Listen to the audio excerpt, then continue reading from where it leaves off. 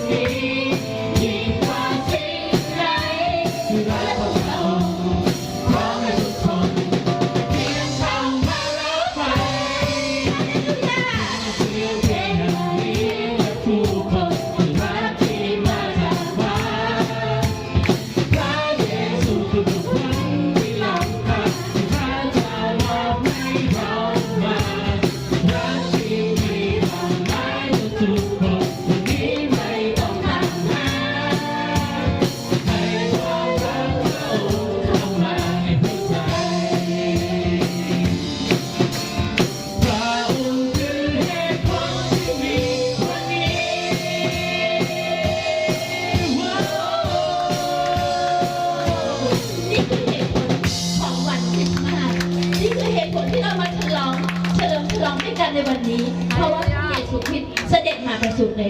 วันคริสต์มาสในวันนี้นะ